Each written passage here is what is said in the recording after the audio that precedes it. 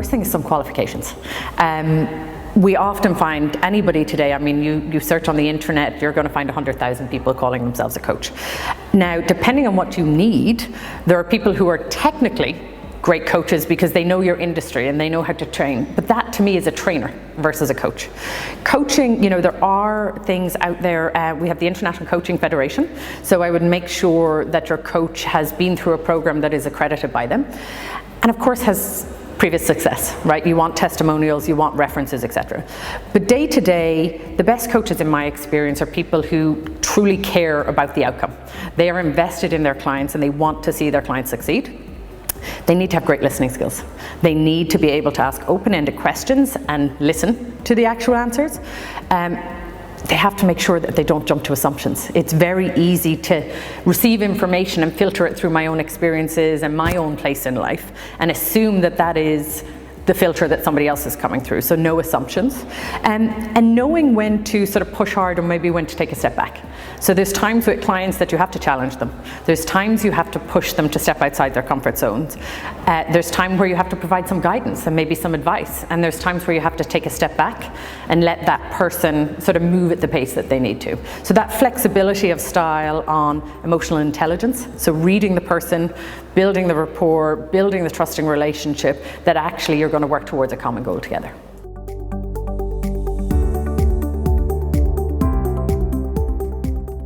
So an untrained person who thinks they're smart trying to coach is going to give advice. They are going to problem solve from day one. When a client comes to you, most of a first session with a client is questions and questions and questions and questions. And that's so as I don't make any assumptions. So if I ask a question, I ask somebody, what's your goal? And they tell me their goal is to get a promotion. I'm assuming through my own lens that that's a very positive thing. Getting a promotion is always a positive thing.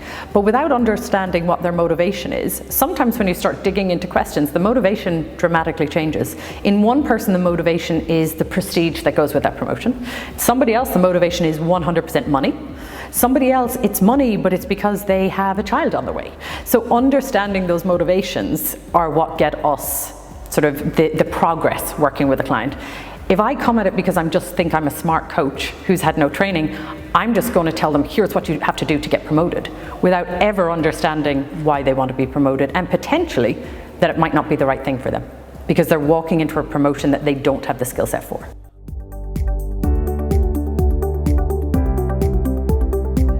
When people are forced into a coaching relationship, they're normally coming from one of two mindsets when they're in a resistance frame of mind. One is the superego.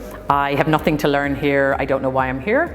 And one is the internal self-critic, the person who immediately assumes that there's a negative reason that they've been putting. So as a coach, you have two very different approaches to try and build rapport and relationship with those two people. The first with the superego is you have to be very sharp and short with that person. So very much questioning, well, if you're going to be here anyway, you might as well try and get the most out of this situation. Whereas with somebody who's in a very self-critical mindset, you have to take a slightly softer approach to get them on board, maybe sharing with them that could they change their perspective on the fact that they're here because their organization is willing to invest in them. That's actually a positive thing and not a negative piece. But changing that mindset can get them into what we like to have, which is the beginner mindset. So you don't know what you don't know, but you're here to learn and you want to learn. And building that self-awareness often sets somebody on their own path of sort of self-discovery and personal development. Not all of it through the coach, but the more they learn, the more they want to learn more and the more they want to perform.